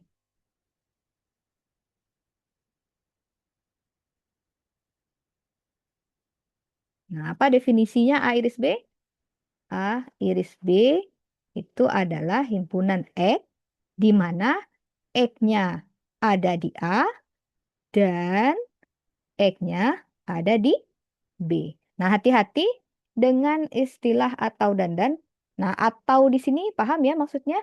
Atau di situ bisa jadi dia ada di A saja, bisa jadi dia ada di B saja, bisa jadi ada di keduanya gitu ya. Jadi atau di sini itu bisa dua-duanya gitu ya. Jadi semua yang ini tuh dia terpenuhi. Jadi dia tidak harus hanya A saja. Jadi kalau kalau kita di kehidupan sehari-hari misalnya silahkan makan pepaya atau melon gitu ya. Nah, kalau di kehidupan sehari-hari biasanya kan kita pilih salah satu gitu ya. Ambilnya pepaya aja, kalau nggak melon aja. Kalau ambil dua-duanya rakus kata ini gitu kan. Tapi kalau di matematika itu semuanya ya, bisa semuanya. Dia tahu di sini itu bisa dua-duanya. Kemudian kalau yang irisan, kalau dan mah sama. Sama ya dengan kehidupan kita sehari-hari. Saya membeli baju dan celana. Berarti yang dibeli dua-duanya. Baju dibeli, celana juga dibeli. Gitu. Saya memakan melon dan pepaya. Ya udah, berarti emang dua-duanya dimakan. Seperti itu. Di dua-duanya harus terpenuhi. Kemudian ada lagi istilah komplement.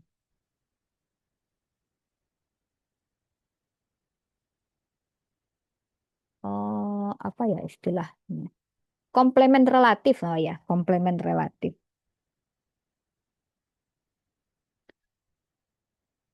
Ada juga yang nyebutnya itu selisih. Jadi selisih dua himpunan itu sama dengan komplement relatif. Selisih,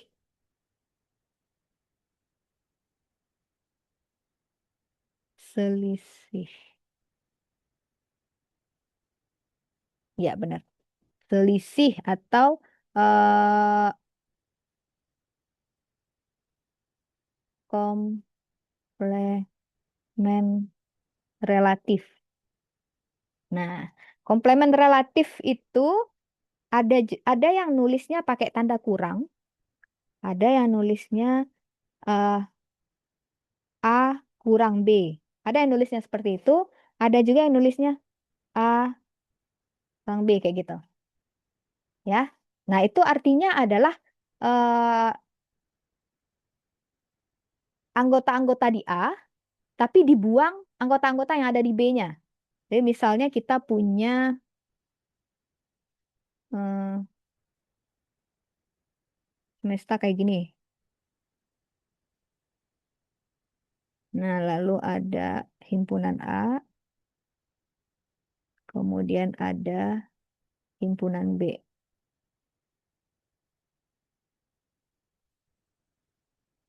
Nah, ini A, ini B. Nah, yang A kurang B itu adalah atau A dibuang B itu adalah berarti yang ini saja. Sampai sini gitu ya. Nah, jadi semua di A yang tidak termuat di B. Nah, dalam bahasa matematika biasanya ini itu sama dengan himpunan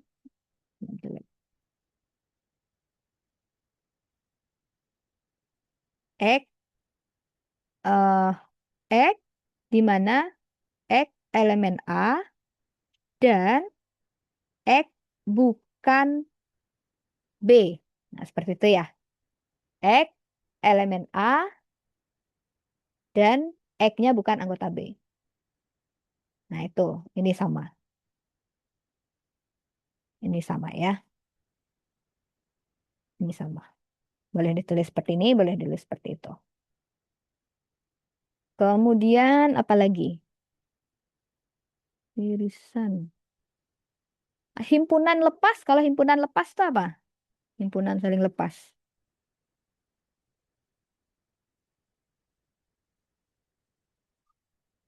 Himpunan yang saling lepas atau himpunan lepas. Nah, kalau himpunan lepas ya mereka A dan B-nya tidak beririsan.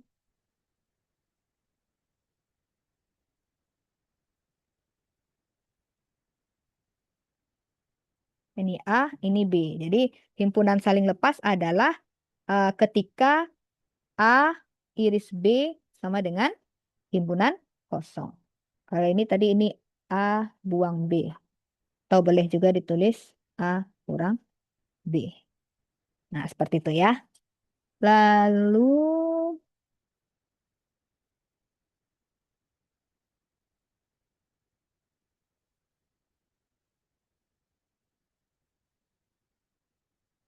apa artinya A iris B komplement? Tahu nggak artinya A iris B komplement?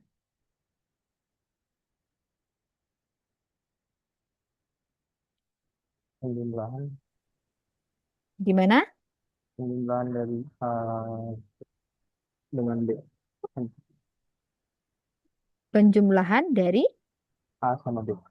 A sama B. Penjumlahan. Tadi saya nyebut apa? A iris B komplement ya? Iya. Oh iya, oke. Sebenarnya yang ada di dalam kepala saya mau bilang A gabung B komplement. Oh. Oke, tidak apa-apa. Kita mulai dari A iris B aja kalau gitu. Apa artinya eh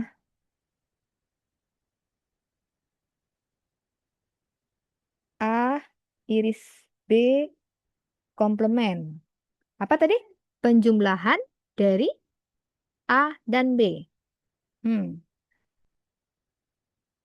A iris B komplement tuh berarti coba kita buat gambarnya. Tadi kan kita punya ini nih. Buat lagi aja.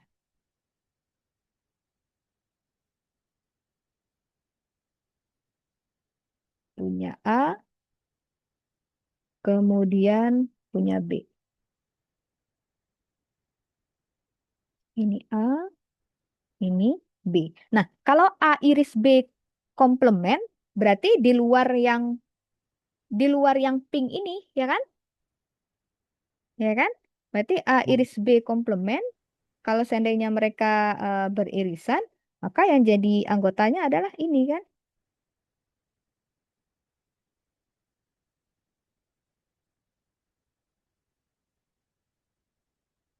Oh, ini juga masuk ya?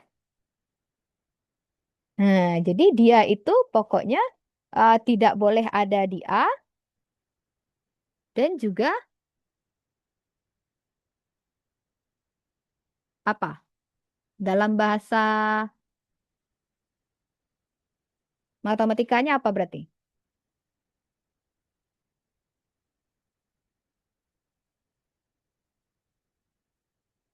Mungkin saya bedain warnanya.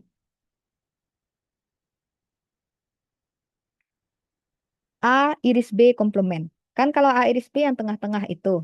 Tapi A komplement itu yang mana barangnya? A komplement itu kita warnakan pakai warna pink misalnya. A komplement itu kan ini ya. Ini semua A komplement. Kemudian B komplement. B komplement misalnya kita warnakan dengan apa dong? Dengan biru udah di sana. Merahnya diganti kuning. B komplement. B komplement berarti kan ini. Kok jadi merah?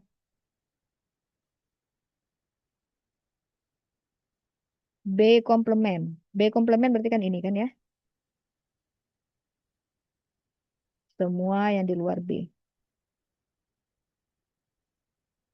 Coba perhatikan.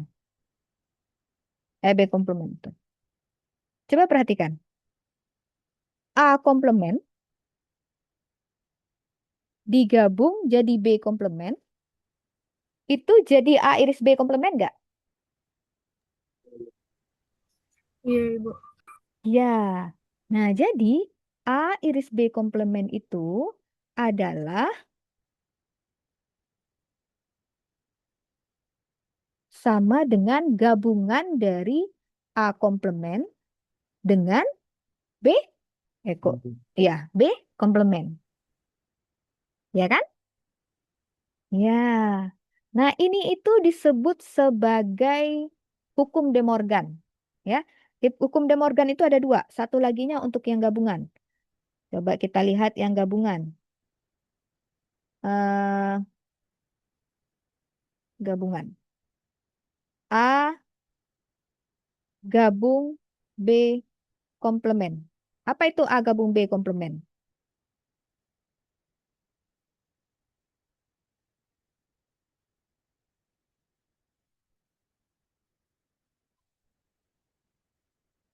Nah, kalau A gabung B komplement ini kita warnain hitam. Kemudian ini hitam juga. Nah, kalau seandainya eh, A gabung B tadi kan harusnya semua ini ya. Semua ini. Nah, berarti kalau A gabung B komplement berarti yang di luar itu ya kan? Yang di sini ya, yang hijau ini. Nah, ya kan? Nah, artinya apa? Kalau seandainya kita berbicara di A sama B, berarti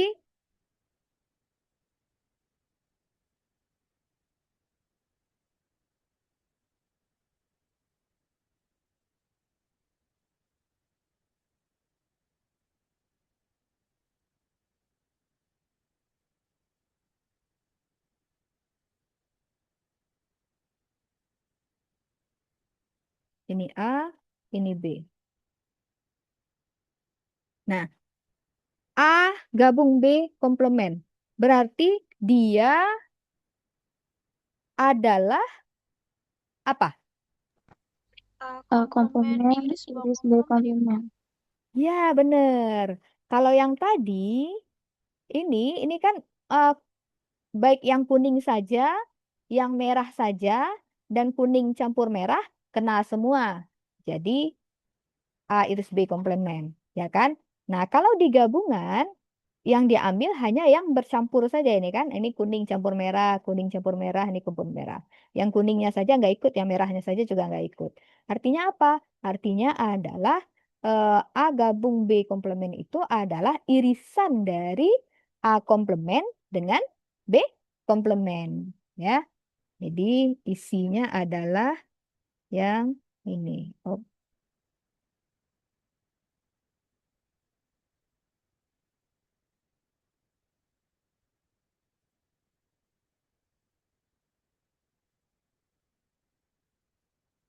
anggap aja itu bagus ya.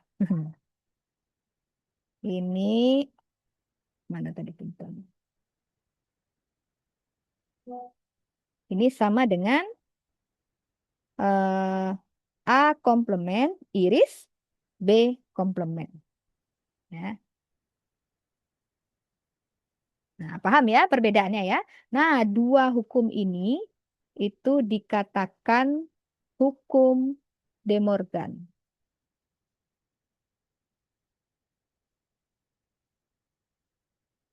Ya.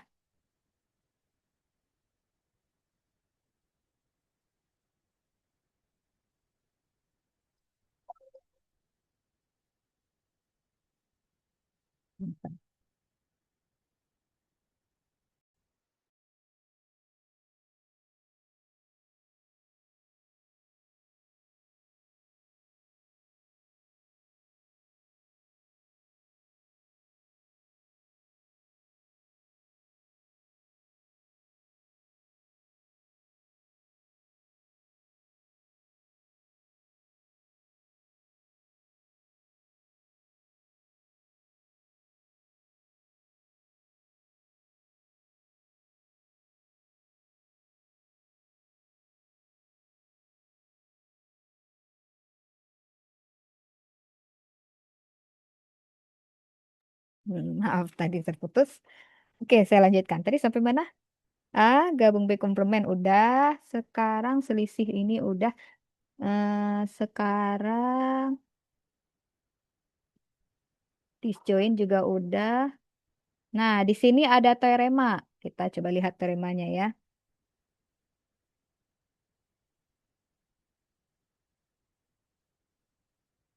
Oh, mungkin sebelum ke teoremanya saya sebutkan dulu teorema yang dasar ini. Teorema. Ini sebuah teorema ya. Untuk himpunan, misal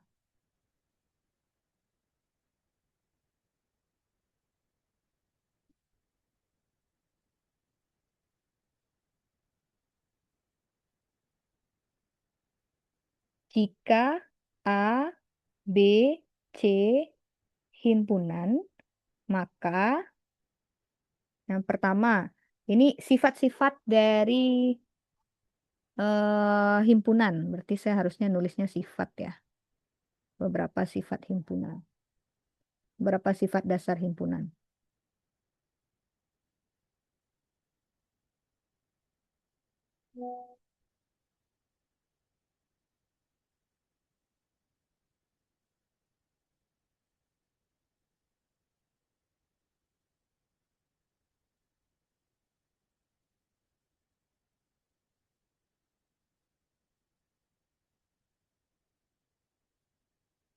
Maka yang pertama, himpunan itu memenuhi sifat identitas. Tahu sifat identitas? Sifat identitas yaitu A iris A itu akan sama dengan A. Dan A gabung A itu juga sama dengan A. Kemudian ada lagi sifat komplement. Sifat komplement, komplement dari himpunan kosong itu sama dengan semesta. S ini semesta ya, himpunan. S semesta. Kemudian eh, semesta komplement itu sama dengan himpunan kosong. Ya. Kemudian A komplement dikomplementkan lagi itu akan kembali ke A. Ya kan? Kemudian A digabung dengan A komplement. Ini jadi apa? Semesta. Jadi semesta, benar. Siapa yang jawab barusan? Bunga ya, Bu. Bunga. Oke, saya ketik dulu. Bunga.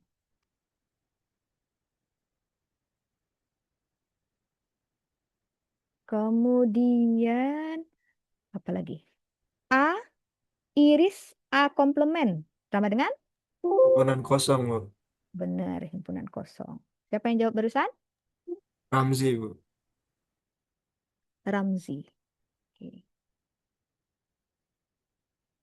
Lalu Ini udah. Sifat komutatif. Nah, dia juga memenuhi sifat komutatif. Apa itu sifat komutatif? A iris B itu sama dengan B iris A. Jadi dia bisa dibolak-balik gitu ya. Kemudian untuk gabungan juga A gabung B itu sama saja dengan B gabung A. Kemudian sifat asosiatif. Tahu sifat asosiatif? Sifat asosiatif adalah yang kurungnya dipindah-pindah itu. Jadi kalau kita punya A iris B, kemudian ini dikurung, diiris lagi dengan C, itu sama saja dengan misalnya B-nya dulu yang diiris dengan C. Baru kemudian A-nya diiris dengan irisan dari B dan C tadi. Seperti itu. Untuk gabungan juga bisa seperti itu. A gabung B, kemudian baru digabung lagi dengan C, itu akan sama saja dengan A kalau digabung dengan B gabung C. Jadi kita gabung dulu B-nya dengan C, baru digabungkan dengan A, itu akan sama saja dengan ketika kita gabungkan dulu A dengan B, baru digabungkan dengan C. Itu sifat asosiatif. Kemudian sifat De Morgan. Sifat De Morgan itu yang tadi, ya. A gabung B komplement itu sama dengan A komplement iris B komplement. Kemudian dia ada dua ya. Satu laginya untuk irisan A iris B komplement sama dengan A komplement gabung B komplement. Oke. Kemudian sifat distributif. Nah, dia juga memenuhi sifat distributif. Distributif. Apa itu sifat distributif untuk himpunan? A iris. Ini kayak kali sama tambah biasanya kita tuh. A iris B gabung C itu sama dengan A iris B digabung dengan A iris C. Ya. Kemudian untuk A kayak dikali gitu loh, kali sama tambah itu. Kemudian A gabung B iris C itu juga sama dengan A gabung B, baru kemudian diiris dengan A gabung C. Jadi kayak bisa dikaliin ke dalam seperti itu. Nah, untuk ini juga, untuk yang apa tadi tuh? Selisih ya. Selisih atau komplement relatif. A kurang B gabung C itu sama dengan A kurang. Kurang ini sama juga dengan yang miring tadi ya. A kurang B diiris dengan A kurang C.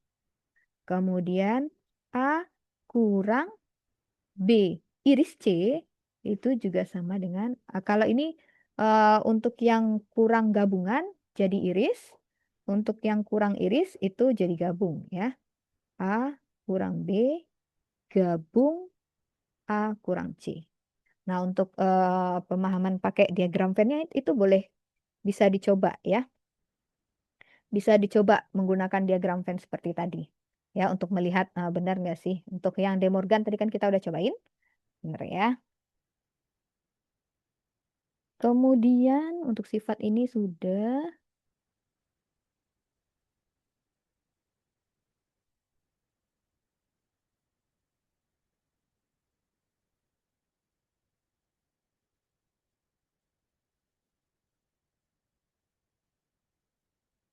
Nah, bagaimana biasanya model soal dari himpunan ini? Kita coba lihat contohnya ya. Contoh soal.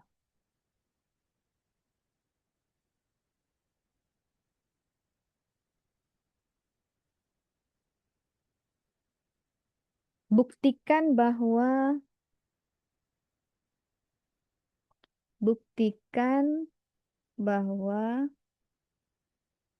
A iris B min C itu subset dari A kurang B iris C.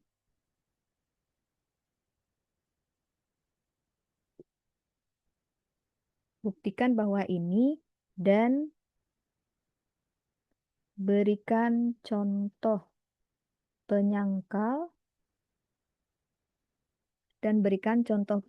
bahwa kebalikannya tidak benar lagi. Bahwa kebalikannya tidak benar.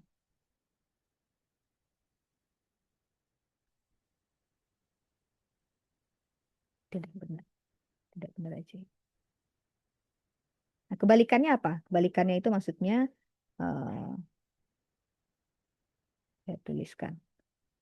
Kebalikannya berarti A kurang B iris C subset, bukan subset berarti ya. Kalau kebalikannya mah ini, tapi ini salah. Jadi kita mau menunjukkan ini salah gitu maksudnya ya.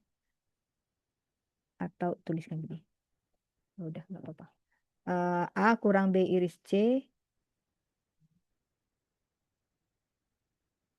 Mungkin saya nulisnya biar nggak rancu. Kayak gini. Nah, dan kebalikannya itu adalah, aku tulis dulu.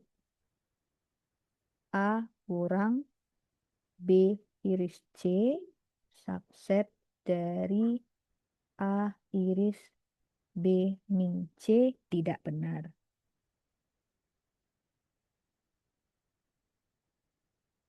Nah, bisa nggak ngerjain ini? Gimana cara buktikannya ini?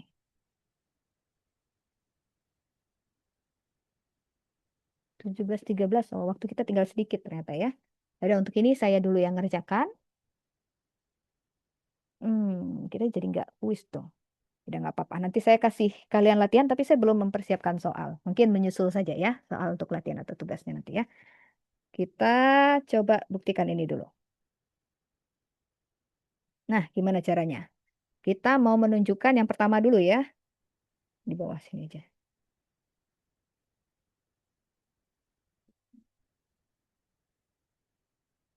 Yang pertama akan ditunjukkan ini.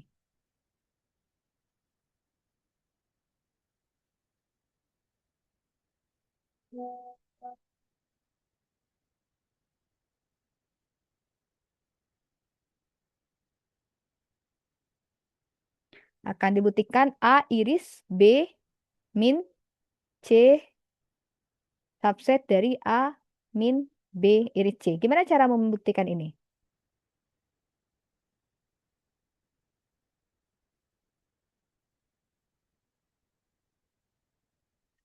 Untuk menunjukkan ini, subset berarti setiap X di sini, maka X harus di sini, gitu kan?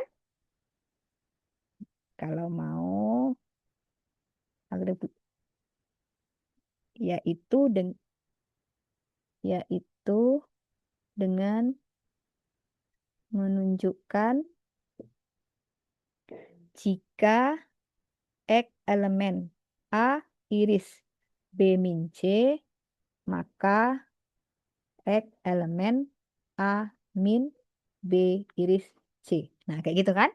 Jadi untuk menunjukkan A iris ini bla bla bla ini, yaitu dengan menunjukkan jika ini maka ini gitu. Nah, kalau kita mau menunjukkan jika ini maka ini, langkah pertamanya apa? Misalkan dulu. Misalkan X elemen A iris B min C sebarang. Karena ini harus berlaku untuk setiap ya kan? Berarti ini sebarang. Nah, selanjutnya apa? Akan dibuktikan X juga elemen A min B min C. Ya? Atau ini nggak usah lah. Kan tadi udah.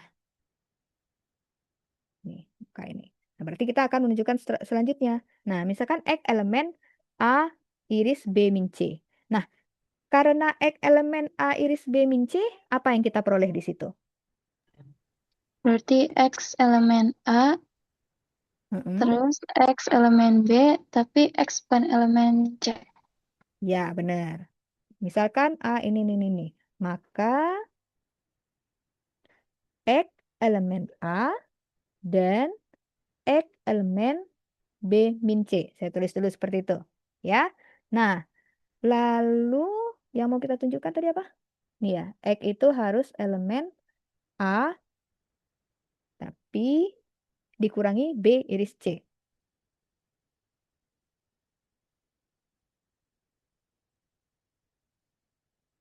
Habis itu gimana lagi? Terus berarti yang X elemen B min C itu artinya X elemen B tapi X bukan elemen C. Ya, ini X elemen B dan X bukan elemen C. Ya, lalu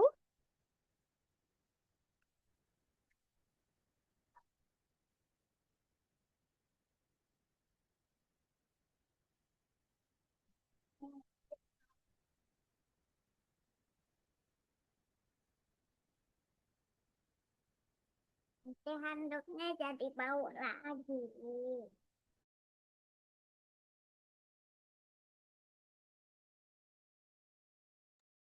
Oh, berarti yang kanannya juga sama aja ya, Bu? hmm? Berarti yang ruas kanannya yang A min B iris C itu sama aja kayak yang ini. Jadi dia tuh X himpunan A, tapi dia X bukan himpunan B iris C. Ya, ini itu artinya adalah X elemen A, tapi X bukan elemen ini. Bukan elemen berarti sama aja dengan X itu elemen B iris C komplement. Ya enggak? Ya, X elemen B iris C komplement. Selanjutnya, atau mau ditulis ini juga boleh. Nah, itu juga boleh.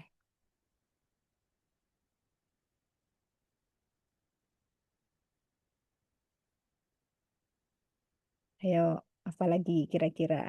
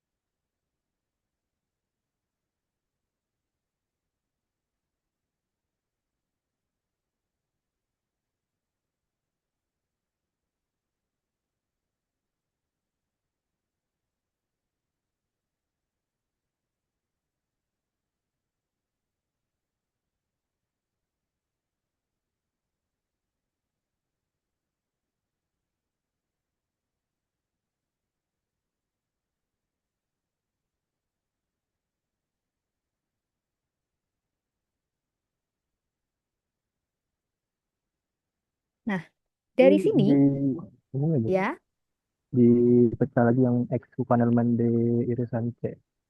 gimana? Didefinisiin lagi ya yang X bukan elemen D irisan C ini. Oke, boleh. Ini, Hmm. X bukan elemen D atau X bukan elemen C. ya, atau X bukan elemen C. Terus di sini kan udah Oh, ada itu terbukti nih, berarti X bukan elemen C berarti udah termasuk subset bukan? Ya, karena X bukan elemen C, maka haruslah X tidak berada di B iris C. Ya. Nah, di sini berarti kita bisa buat secara formal, maka X ini dan ini. Kemudian karena X elemen B min C, maka X elemen B dan X elemen, maka yang ini gitu ya. Maka Ibu, ini. Ibu Ya. maaf, izin mengingatkan kita waktunya udah habis, Bu. Oh Udah iya, waktunya 17.20. udah habis. Oke, ya udah 17.20. Oke, oke. Maka X elemen B dan bukan elemen C. Nah, karena X bukan elemen C, maka X tidak bisa menjadi elemen B iris C. Ya kan? Nah, akibatnya diperoleh, tadi di sini kan kita udah peroleh X elemen A, kemudian di sini juga kita udah peroleh X elemen ini. Akibatnya diperoleh X elemen A dan X bukan elemen B iris C. Sehingga terbukti bahwa X elemen A min B iris C. Nah, itu ya. Paham ya? Oke. Karena waktu kita sudah habis, ada yang mau bertanya sampai di sini? Ibu saya mau tanya Bu, Oke. untuk buktiin ini tuh bisa pakai sifat-sifat dasar tadi gak Bu? Atau harus kayak gini? Boleh menggunakan sifat-sifat tadi boleh. Hmm, ya terima Ya, kasih Bu. ya. Tadi yang ngejawab ini siapa tadi? Yang ngejawab sampai ketemu ini? Yang ketemu ini ya tadi ya? Rahmat Yoga Bu saya Bu. Rahmat Yoga ya. Saya belum tulis namanya. Rahmat Yoga. Jadi untuk membuktikan itu sebenarnya ada berbagai macam cara, ini hanya salah satunya. Jadi boleh di rumah dicoba lagi dengan cara sendiri, itu boleh ya. Sama ini kan tersisa satu nih. Nah, ini boleh coba dicari contoh penyangkalnya ya. Sehingga ini menjadi tidak benar. Ya. Oke, ada yang mau bertanya lagi? Oke, jika tidak ada, karena waktu kita sudah habis, maka saya cukupkan sampai di sini. Assalamualaikum warahmatullahi wabarakatuh. Waalaikumsalam. Waalaikumsalam warahmatullahi Waalaikumsalam warahmatullahi wabarakatuh. Terima kasih.